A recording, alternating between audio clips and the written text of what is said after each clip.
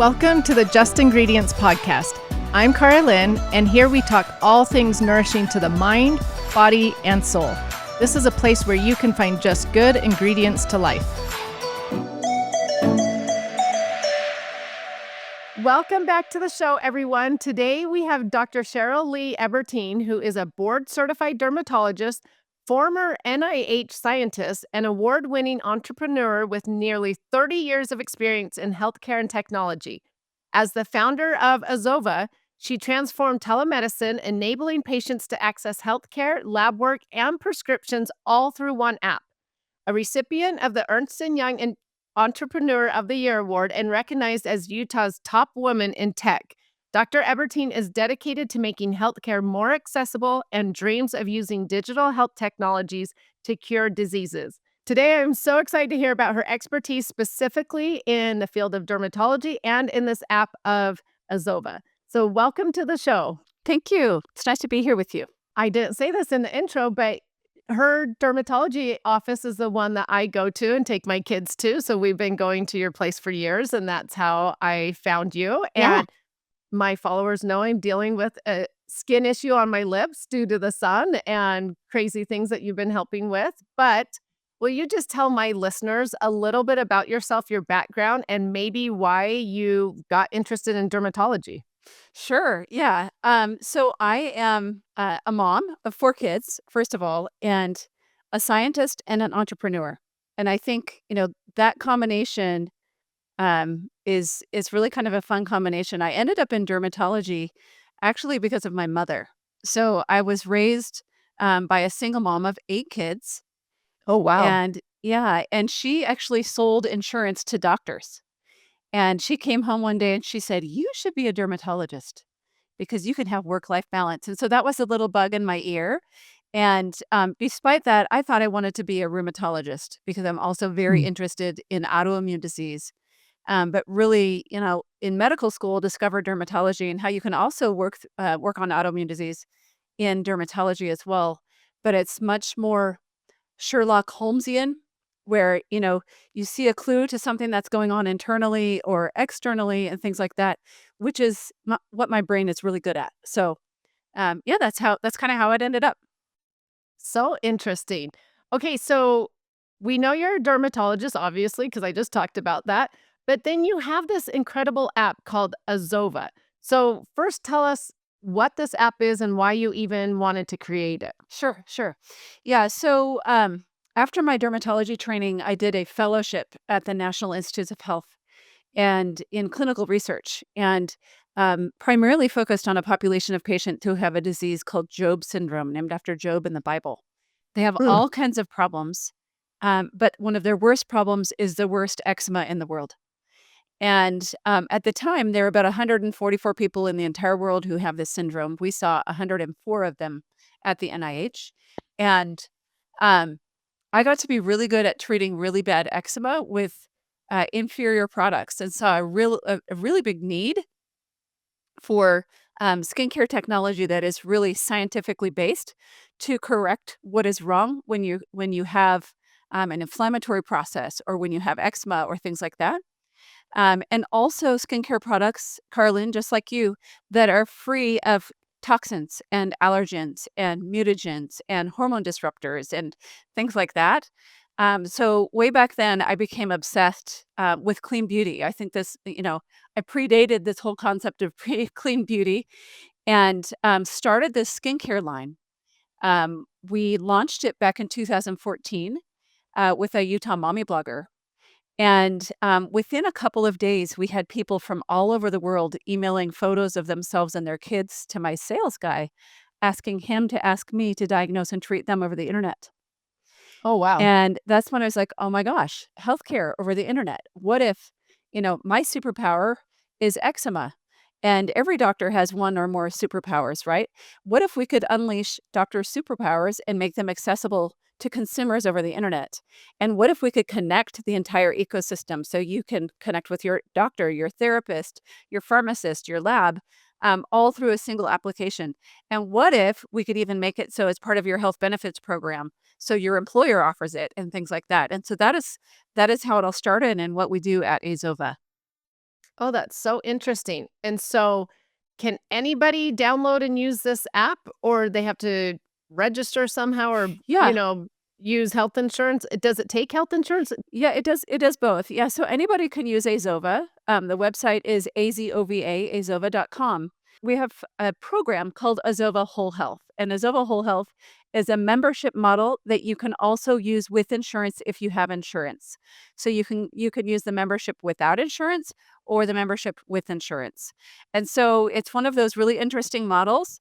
One of the complexities in healthcare is insurance, right? So myself as a physician, if I'm contracted with your insurance company, I have to see you through your insurance company unless you tell me I don't want to use my insurance. And so there are all kinds of regulations that we have to abide by to make this possible. And so we've created a model that enables anybody to access healthcare.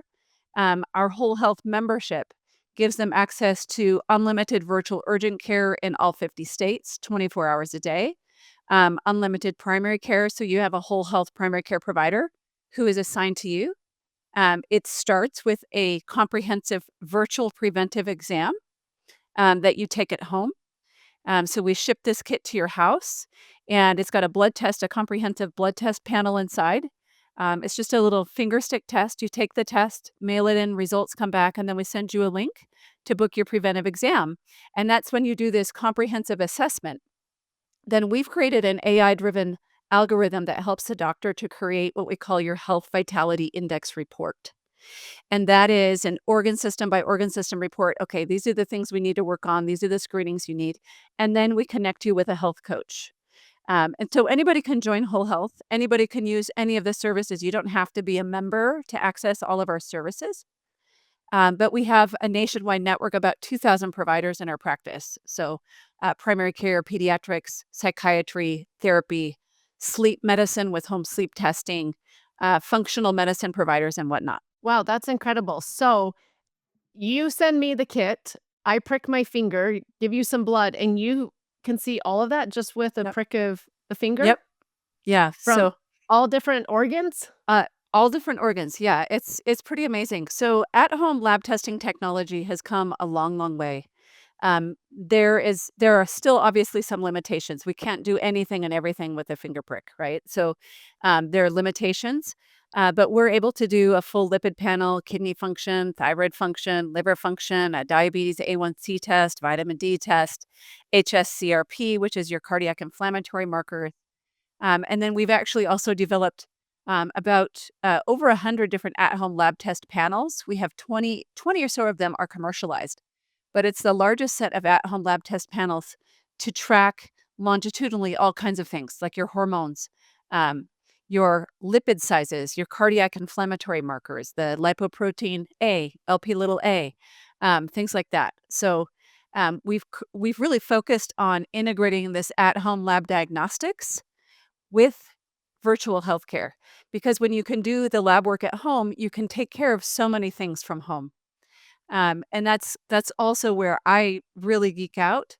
If I had, my dream come true would be to just study lab results and how it pertains to, your nutrition and diet. That's something that I just have really obsessed on. I always kind of joke that I've given myself a PhD in lipid biology, just because it's something that we're kind of obsessed with here at AZOVA. So interesting. Okay, so for instance, I have an 18-year-old daughter who is getting acne along her jaw, or like, yeah, her jaw right here. And a lot of that is hormonal. And so I was just told her the other day, we need to get your blood work done and see what's going on with your hormones, things like that. So instead of going to a doctor, I could order this kit. She would prick her finger, you guys would read it, and then we would set up an appointment Yep, to talk to someone about it. that's right. That is fascinating. Yeah, Wow, more people need to know about yeah, that. yeah, it's Okay, so I'm curious though how a dermatologist got so involved in wanting to see the whole health of the body. Were you seeing whole health of the body issues coming out in people's skin? absolutely. Yeah. So, I was introduced to the whole concept of, functional medicine back when I launched my skincare line, because we sell compounding bases to compounding pharmacies. The compounding bases are called true lipids. and they're based on skin barrier biology, and they have no toxins or allergens. And so I started hanging out with the compounding pharmacists who were hanging out with the functional medicine providers. And so that's when I started making friends with the functional medicine providers and realized, hey, the whole rest of us are missing out on this whole concept. And so that's how it all started. When I created my compounding bases, I also created protocols.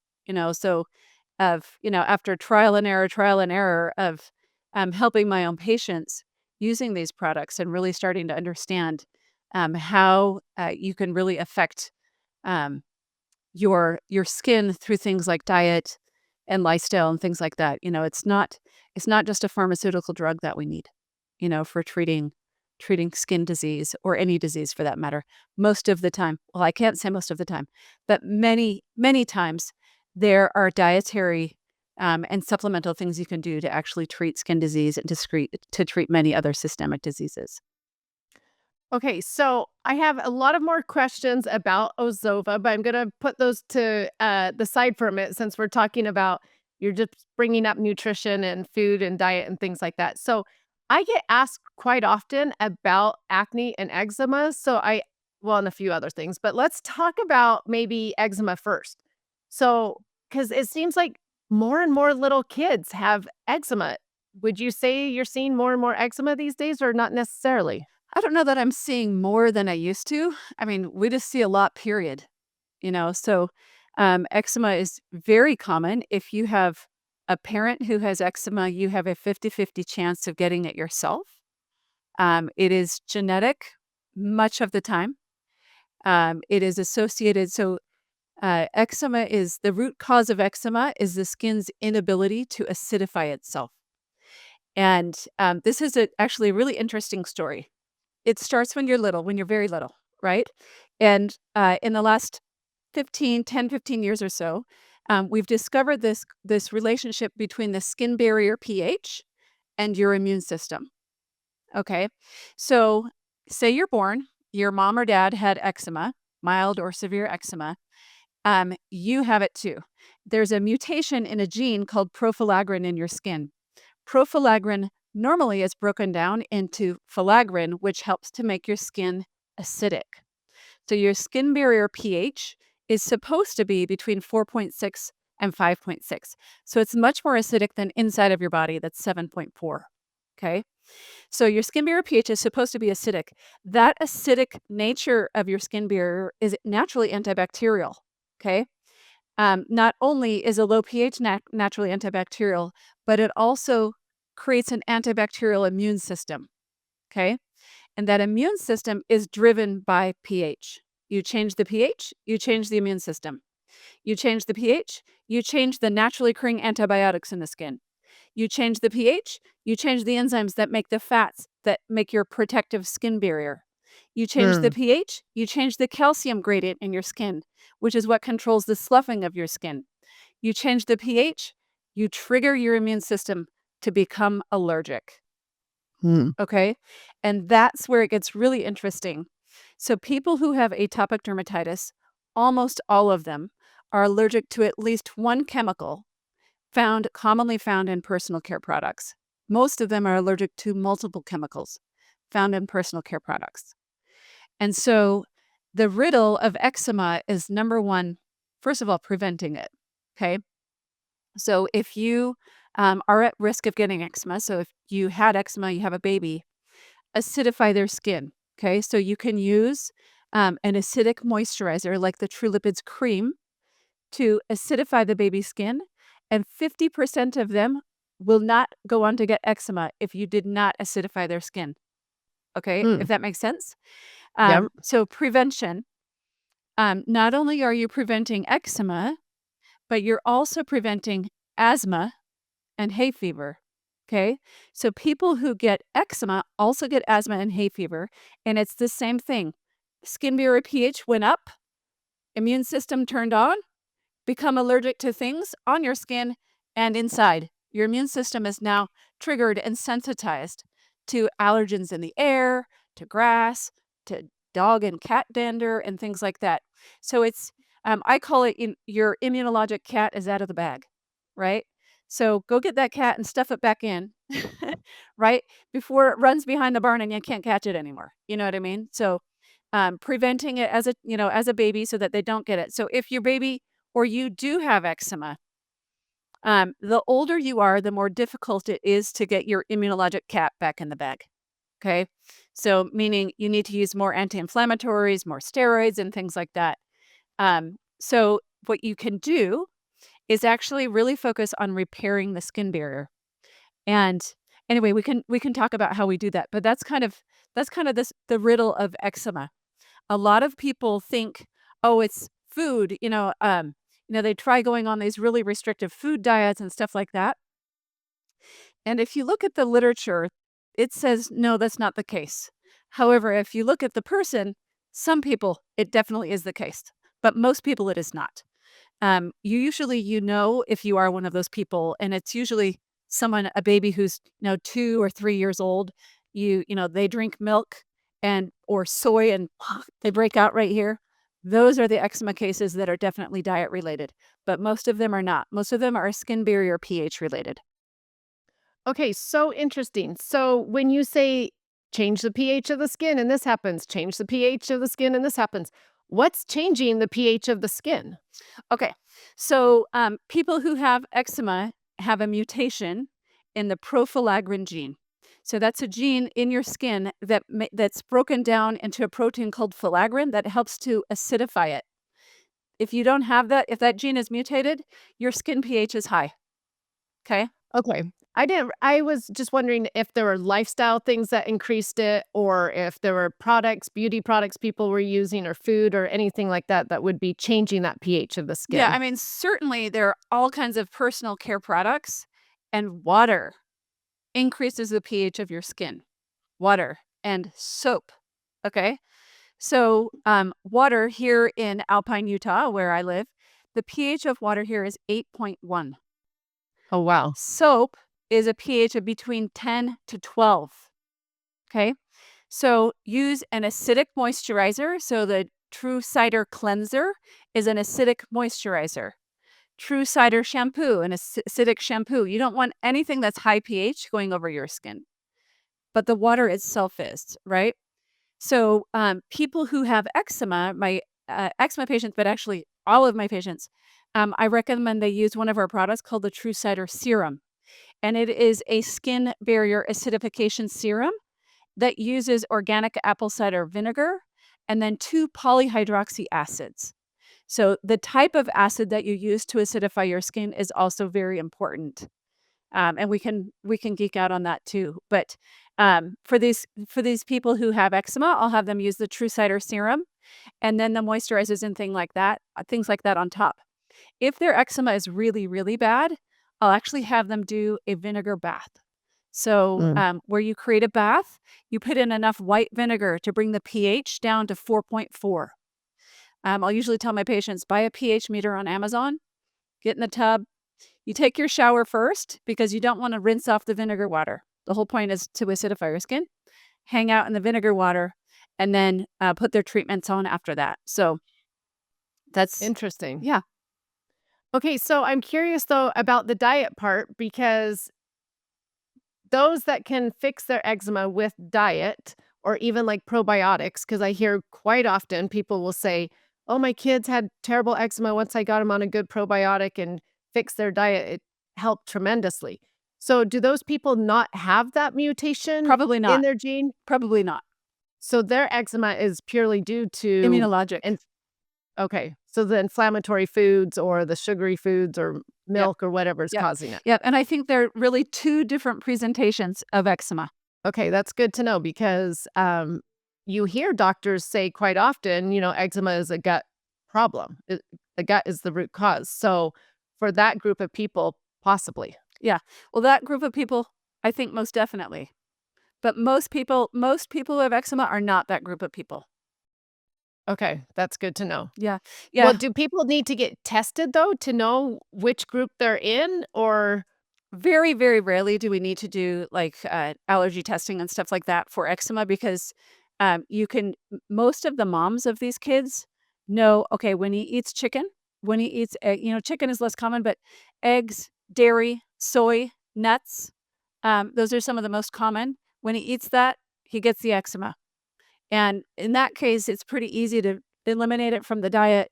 And okay, that's what we got to do. We got to not eat that anymore, kind of thing. So, but these people who do these really, restrictive diets and take everything out, it almost never answers the problem, the question. And so, I wouldn't kill yourself trying to go on a really restrictive diet trying to figure it out because it's usually pretty obvious if you're one of those people. Okay, that's good to know. So now going back to your app, the AZOVA, would someone with eczema benefit from using your app, Yeah.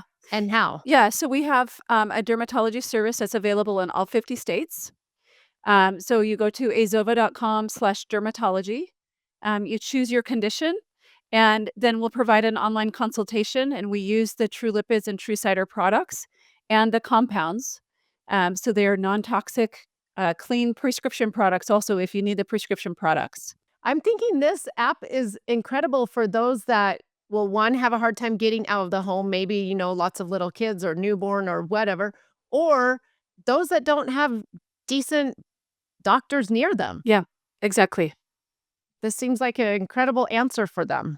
Yeah. Yeah, we've helped almost actually, we just broke over 1 million patients on the platform. Oh, wow. So, yeah. Congrats. Yeah, and it's available in all 50 states, for all different kinds of conditions and things like that. Okay. So another question that I get asked about, like I said earlier, is acne. I Mhm. feel like every teenager is struggling with it, every young adult is struggling with it. And so is this a diet thing, a hormone thing, lifestyle, all of the above? Yep, it's all of the above. It's all of the above. Um, What advice can you give us? okay. So first of all, acne, we see acne starts to appear, usually the youngest is about 12. Um, you know, Sometimes people who have premature menarche, so girls who have their period when they're really, really young, they may get acne earlier.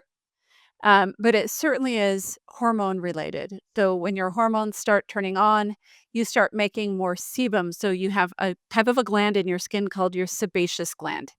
And that is a gland that produces oil. Your hormones turn on the sebaceous glands to start making more oil.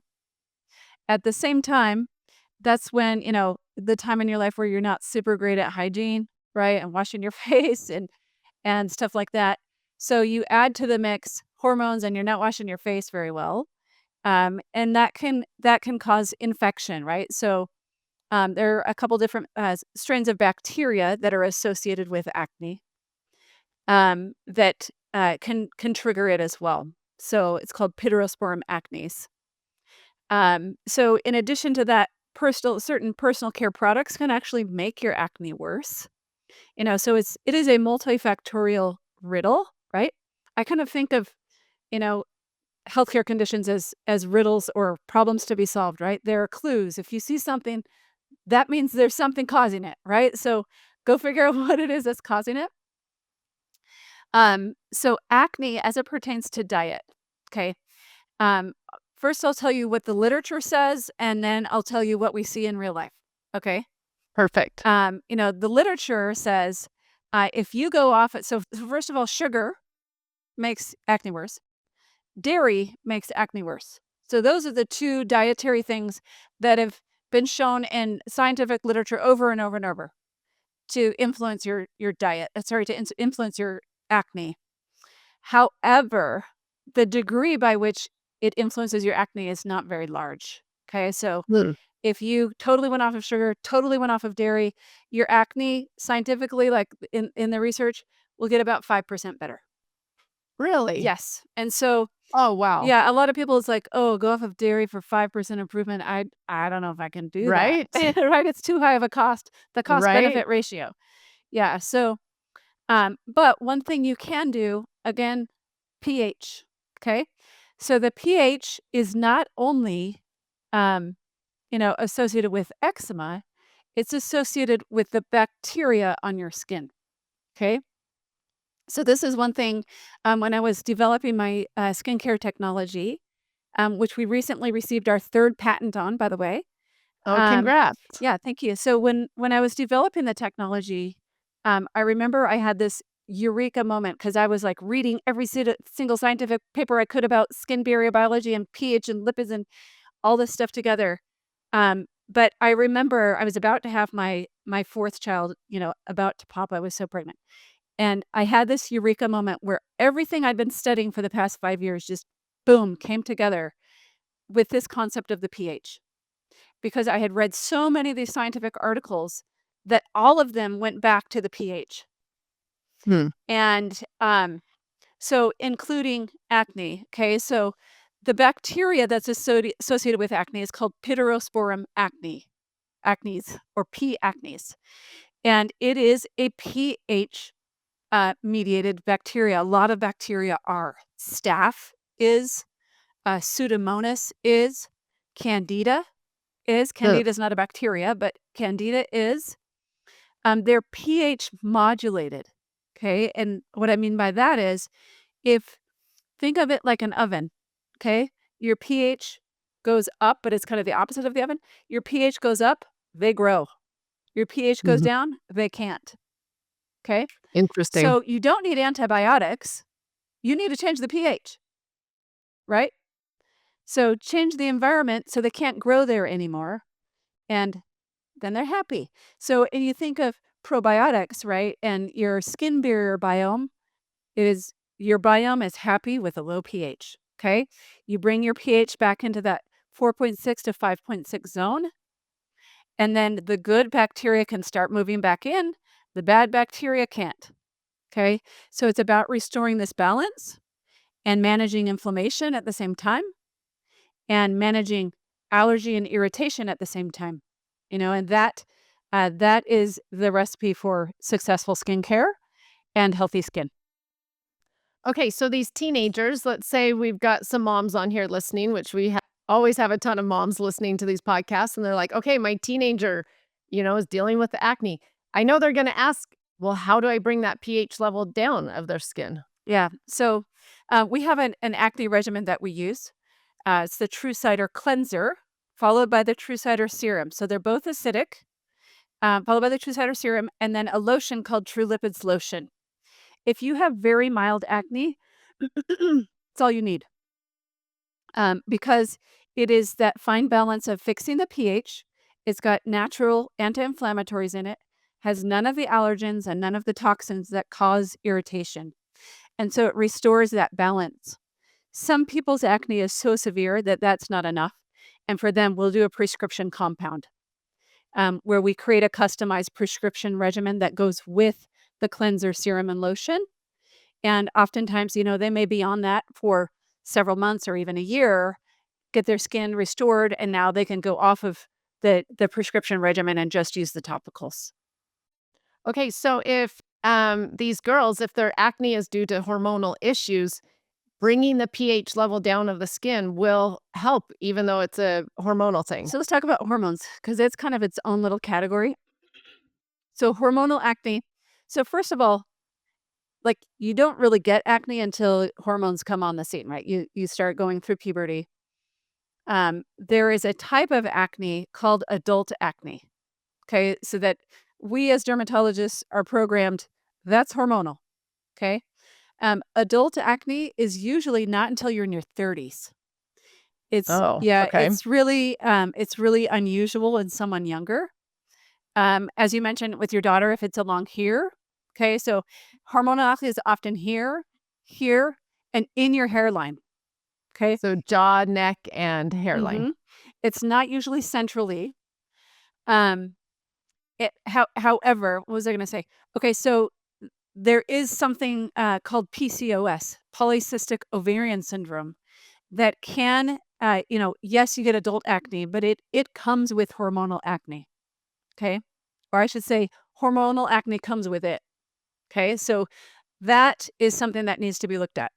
Okay, so polycystic ovarian syndrome um, is a condition that is very much hormone based, that is a combination of insulin resistance, acne, often obesity, but not always, infertility, and hirsutism, so hair growth in a woman. Okay. And so that is a really quite common condition that is associated with acne and hormones. But it's uh, people who have adult acne often have PCOS. But if you have PCOS, you don't always have adult acne, if that makes sense. Yep. But yeah, in that case, we treat acne differently. We use a medication called spironolactone, which basically it helps your skin to resist the effect of androgenic hormones in your skin and can be a lifesaver for adult acne. A Interesting. lot of dermatologists will also use birth control pills. I almost never do. I just don't think that's really good for you. If if God wanted you to have those hormones in your body, He would have made you that way. So again, it's a pattern. Look at the way it's supposed to function and try to follow that as much as possible. Okay, so this is interesting then. So when you see certain skin conditions, then you can almost see a clue into internal health. So, meaning if you see an adult that comes in with adult acne, do you recommend that they go get checked for PCOS? Um, Sometimes yes, depending on what else is going on with them, but absolutely we do check them for PCOS. Let's take a quick break to hear from our show sponsor. It is important to make sure you're getting quality ingredients that are good for your body, inside and out. Some personal lubricants contain ingredients like parabens, glycerin, or petrochemicals, which have been linked to hormone disruption. Coconu's organic and natural lubricants are thoughtfully made with high quality, safe ingredients such as organic coconut oil, coconut water, beeswax, and cocoa butter. They are cruelty free, made in the USA, and their packaging is plastic free. To Coconu, details matter. For an exclusive discount code, head to coconu.com. That is coconut without the T. And use code Carolyn15 for 15% off your order. My code stacks with their on-site discount, so trust me and try it today. Now back to the show. Okay, so could a 18, 19, 20-year-old girl, they could be dealing with PCOS, correct? So they could also have the adult acne even though they're not in their 30s. Yes. Yeah, so Okay. we actually have a PCOS test kit at AZOVA that tests all the hormones that you need to look at to determine if you have a PCOS situation going on. I Um, was just going to ask that if mhm, you had something at yeah, AZOVA. yeah, we do. Yeah, so anyway, we could go into PCOS. It's a very, very interesting condition that I think is often associated is actually a sleep disorder. Oh, interesting, because I just had a guest on talking about PCOS and all the insulin resistance, things, and talking about eating and how we need to put the fat with the protein and try to get those insulin levels or blood glucose levels more balanced, and so my listeners, if they just listened to that podcast, heard all of that, but never did we talk about sleep. So do you want to tell us about that? Yep. Yeah. So at AZOVA, we have a sleep medicine clinic, a nationwide sleep medicine clinic, and also an at-home sleep test. It's a diagnostic sleep test, so it's a wearable that you put on, and so we can see what's going on during your sleep. And Hmm. this is how I went into this rabbit hole and kind of started to understand PCOS as possibly a sleep disorder. Um, so first of all, PCOS comes with insulin resistance, and we know there's some hormone dysregulation, right? You look at other sleep disorders. Okay, so sleep apnea, for example. If Do you know what sleep apnea is? Yep. Do you Okay, want to just maybe tell the listeners yeah. just in case? But I So think most people are familiar with that. yeah, so sleep apnea is really a breathing disorder. So when you sleep, you stop breathing. Okay, and so it makes you wake up all night long. You're trying to breathe, and you don't really know you're waking up, but your brain is not asleep. Okay, and your brain is what regulates uh, two different hormones called leptin and ghrelin that control your satiety, meaning I'm done eating, don't eat it anymore, and your appetite, how much you want to eat. Okay. Sleep controls those hormones. Okay. When you're not sleeping or you're waking up all the time, those hormones are not working right. So you have a bigger appetite and your satiety switch doesn't work Mhm. correctly. Okay. So people who have sleep apnea on average weigh 20 pounds more than people who do not Interesting. have sleep apnea, right? So and I'll get to how this relates to PCOS in a minute. But you fix the sleep problem, the breathing problem So then you fix the sleep problem. So then you fix the insulin resistance problem. So then you fix the weight problem. So you can actually exercise so you can fix the weight problem and the insulin resistance problem. Right? Okay. Right. So, Fascinating. yeah. So now let's tie it back to PCOS. There's some recent data that has come out in tying melatonin dysregulation with PCOS. Mm. Hmm. Sleep, melatonin, PCOS, probably related, right? And treating PCOS with very high doses of melatonin has been shown to be effective.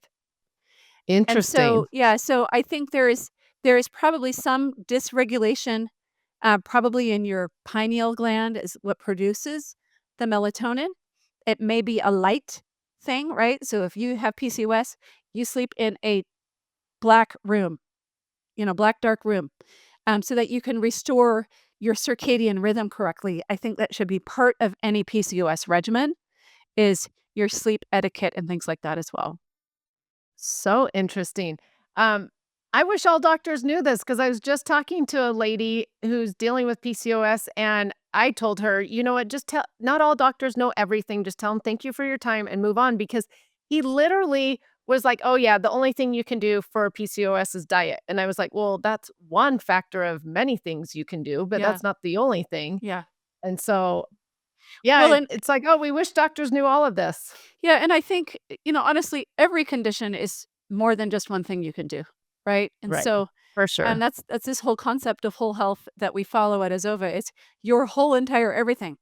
It's your body, your mind, your spirit, your lungs, your gut, your immune system, your digestive system. They're all related. They're absolutely related. And if you can get into the weeds enough, you go find what the source of it is because the source, it's like when your foot hurts, then your ankle hurts, then your knee hurts, then your hip hurts, then your neck hurts. Well, fix the foot. Don't fix the neck. Right. Right? Yep, they're all connected, that is for sure. Okay, can I just ask you a couple more things though on acne? Sure. So, do you think blood glucose levels and insulin levels play a role in acne then? In some people, yes. In the And hormonal slash adult acne crowd, yes. But your and your typical teenage acne, not huge. I don't think it's a huge influence. so would you say okay, so back to the blood glucose levels. That's just from these blood glucose levels that look like a roller coaster rather than trying to stay more balanced throughout the day, correct? Okay, so why is that not a problem with teenagers though? Because I feel like a typical teenager is just eating so much junk throughout the day and eating way too many, highly processed carbs that would be spiking that blood glucose over and over. Yeah. So, going back to the literature, right, where they did all these studies of, okay, all you teenagers, go completely off of sugar, 5% improvement. Okay. So, however, I'm not opposed to telling every teenager to go off of sugar, but good luck making that happen. um, anyway, so it's also based on, experience in treating it, right? Your typical teenage acne patient, modulating their hormones doesn't change their acne, but fixing their pH and the biome and the inflammation on their face fixes their acne. People Hmm. who have hormonal acne, yes, fix their pH, but fix their hormones, and then you fix their acne, right? So they're really, I mean, they honestly should be considered two different conditions. They present similarly, but slightly different, but they're two different conditions. Okay, so then does inflammation play a role in acne? I'm guessing you're just going to say in the hormonal one as well. In all forms of acne, yes. Yeah. Okay, which could come down to lifestyle factors of too much stress, not enough sleep, but also the food again. So lots to try to combat when dealing with acne. Mhm. Okay, so another topic I get asked a lot about is the sun. Mhm. The sun and sun protection, how we need some sun for vitamin D, but not so much sun that we're getting burnt. What are your thoughts on this? Okay. So people always ask me, like, well, so should we wear sunscreen or should we not wear sunscreen? And my answer is, well, which part of your body do you not want to have wrinkles on? Right? I choose That's a my good face. answer. I choose my face. So do we need to protect ourselves from the sun? Absolutely, we do. Now, do we need some sun? Absolutely, we do. That's how God made us. Is there a balance between too little and too much? Absolutely, there is. Right. So, I recommend, when you are in the sun, protect yourself with clothing. You can't have clothing on your face, obviously, right? Sunscreen on your face, but that doesn't mean don't ever expose yourself to the sun. You don't need to be obsessive about it. Um, but another example that I'll often give to my patients: you are born with a certain amount of DNA repair juice in your skin. Okay, and DNA repair juice is actually enzymes, DNA reparative enzyme, and there is you know we are made to fix the results of sun on our skin because it is ultraviolet radiation, right? You are getting radiation. When you go to a tanning bed, you are saying, "Here's some money, give me some radiation." That is what you are doing, okay? Um, so too much is exceeding your skin's DNA repair capability, okay? So, moderate, like very mild exposure, I think is how we are intended, how our bodies were designed. So be careful with sun, right? It's like alcohol, it can be toxic. If you've ever been sunburned, it is toxic, right? So too much of a good thing is too much of a good thing.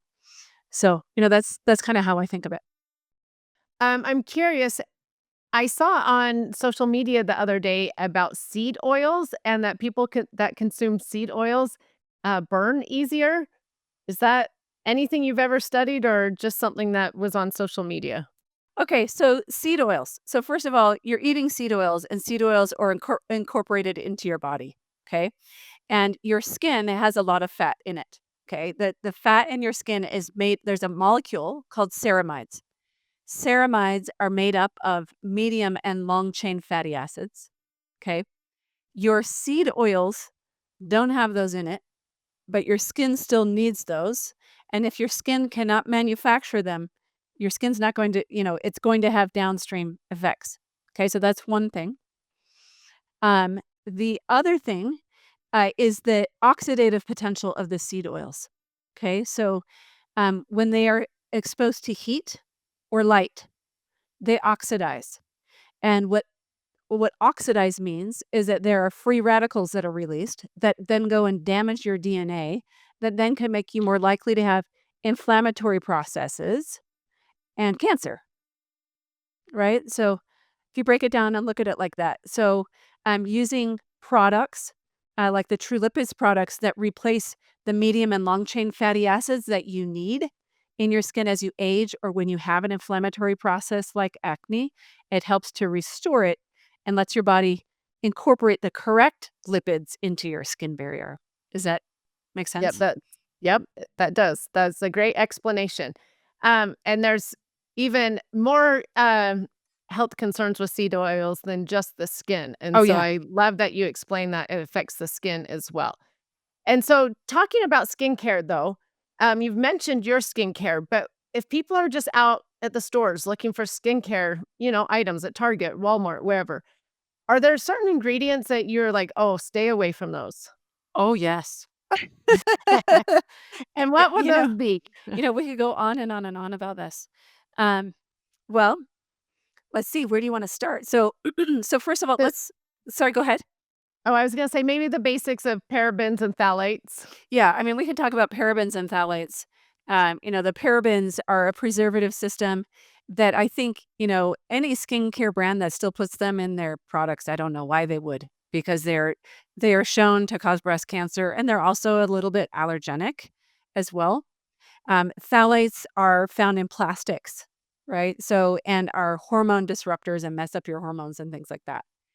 But I would say, things like the preservative systems. So let's talk about hair care and soaps. So hair care, body wash, hand soap. There is a preservative system that's used in almost all of them called MCI/MI or methylchloroisothiazolinone. And it is a very, very, very allergenic preservative system. So, number one, if you have eczema, stop using that. Okay. So, don't use MCIMI. And then the formaldehyde releasers. Okay, so these are preservatives that are found in all kinds of personal care products. Diazolinonyl urea is an example, but if you just type in formaldehyde releasers, and it'll give you all the names of all the different formaldehyde releasers that you should avoid. That's kind of on the preservative side. Surfactants. So certain surfactants, sulfates, obviously we all know don't use sulfates. Mostly because sulfates rip the fats out of your skin that your skin desperately needs. Okay. There's another one called cocamidopropylbetaine, which is also a surfactant used in baby washes, like your name brand baby washes, cocamidopropylbetaine. What are we thinking, right? We don't need that on the skin of our babies. So anyway, we could go on lots of other toxins and allergens in skincare products, but it also depends on the person. If you're someone who has eczema, you really want to stay away from plant-based things because your immune system is primed to be allergic to them. If Hmm. you don't have eczema, that's not so much of an issue, right? Yeah, so it really kind of depends on who you are as well. So interesting. And so people with acne, eczema, I mean, even regular skin conditions, we all should be looking basically for the same things of what not to avoid, right? I mean, Absolutely. I don't Absolutely. have eczema, but I still don't want those ingredients that might flare up eczema. Yes. And that is why I created the Cheryl MD line for people who have sensitive skin, aka 100% of humans, right? Exactly. Yeah.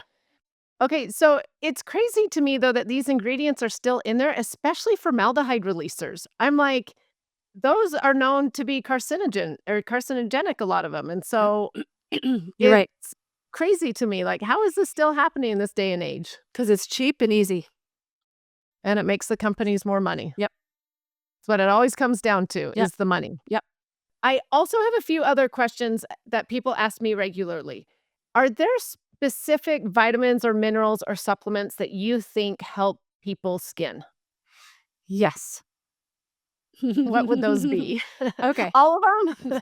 Well, yes, balanced diet and a healthy gut, first of all, right? Like, it's always best to get your vitamins and minerals from your food, right? But a lot of people, like, that's not necessarily gonna happen. Or if you have any sort of inflammation of your gut lining, you can't absorb the vitamins and minerals appropriately.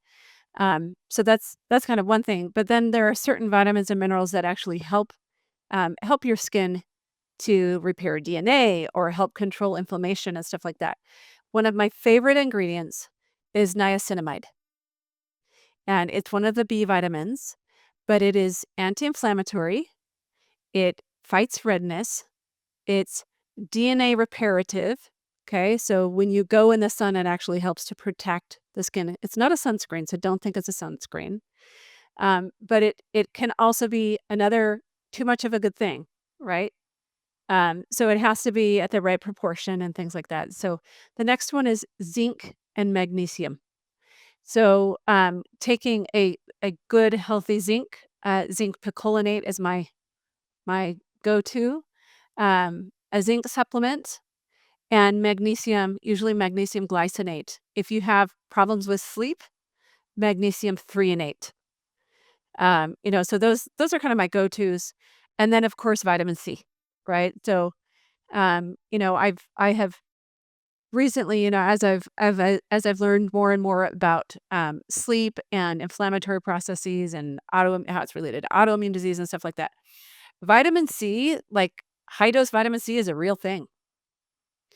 And again, too much of a good thing can cause kidney stones. So your body can only manage and metabolize about 600 milligrams a day in an adult. So taking more than that probably doesn't do you any good. You're just going to pee it out and increase your chance of getting kidney stones. But 600 milligrams twice a day, I think is a real thing.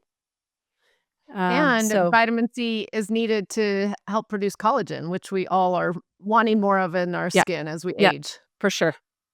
Okay, but high dose of vitamin C, is okay when you're sick or, Yeah, yes, other there things are like that. certain times when you're sick, certain lipid disorders, right? So we manage Dyslipidemia at AZOVA also, we have a comprehensive heart health and inflammation test that, will look at all your different lipid panels. So it affects lipids and lipid oxidation. So if you have cardiovascular disease, do your vitamin C.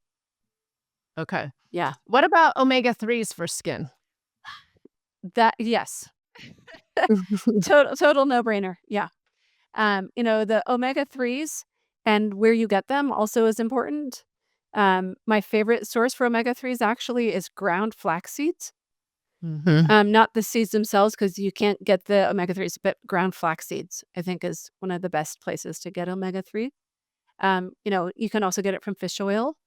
But omega-3s play a big role in mediation and modulation of your immune system.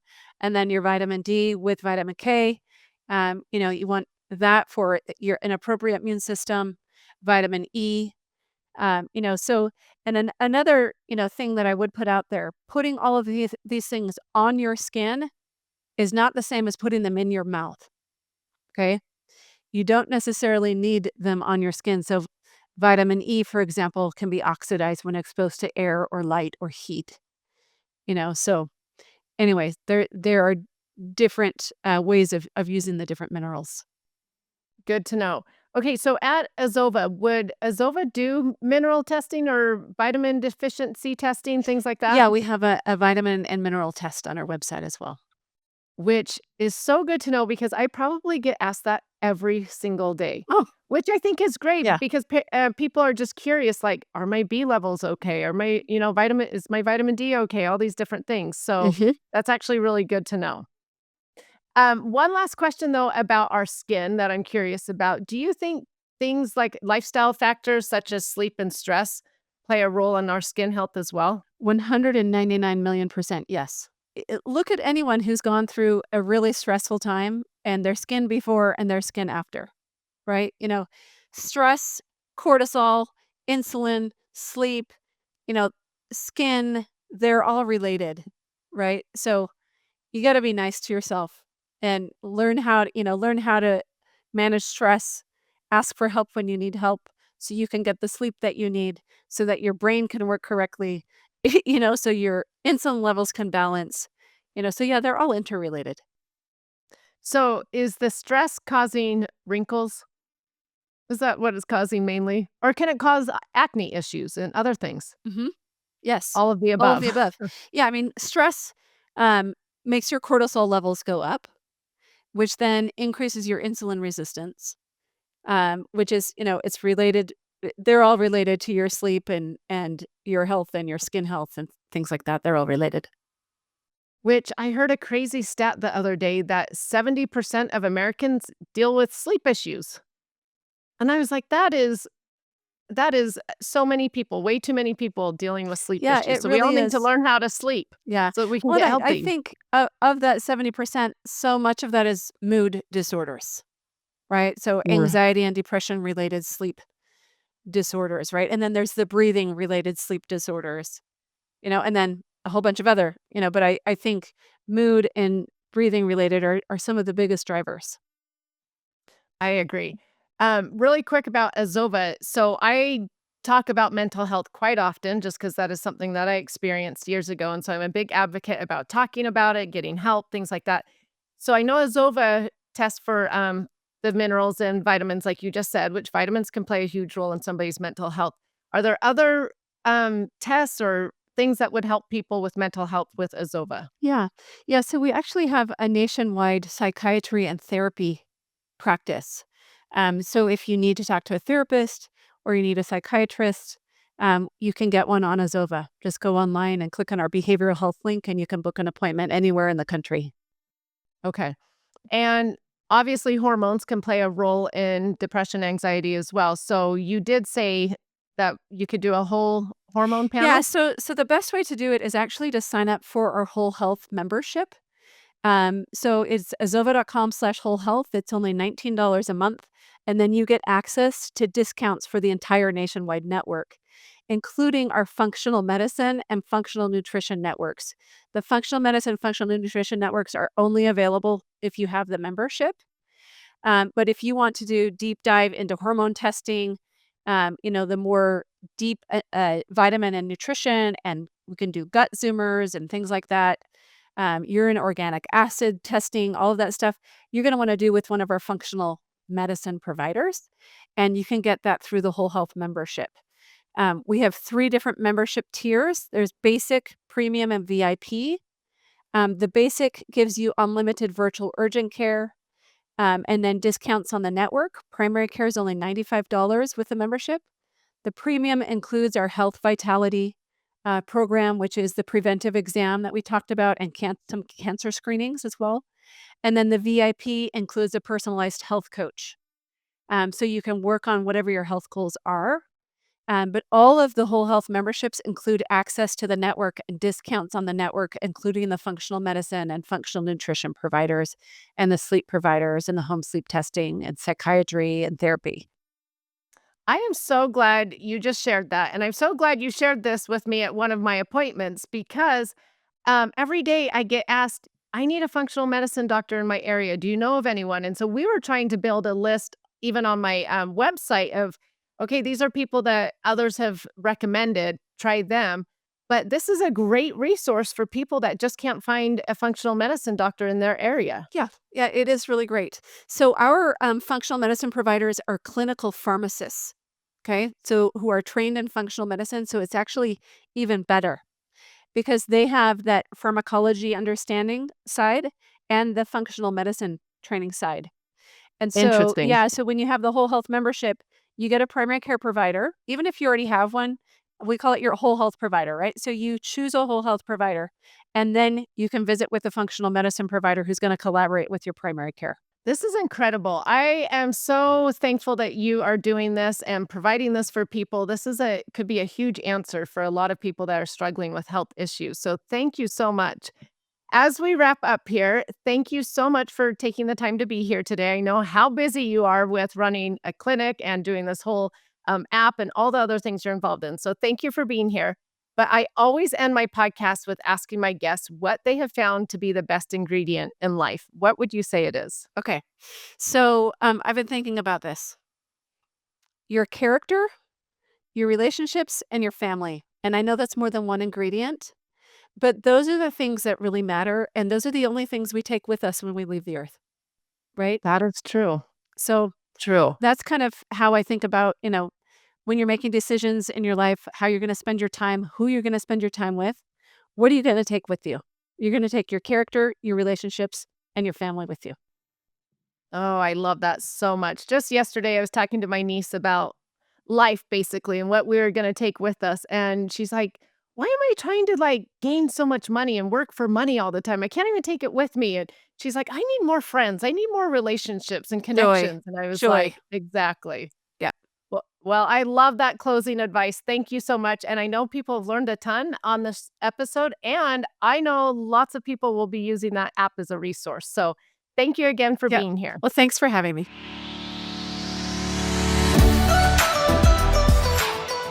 Thank you so much for listening. Remember to subscribe to the Just Ingredients podcast to learn more about your health and good ingredients to life. Plus, get daily tips at just.ingredients on Instagram.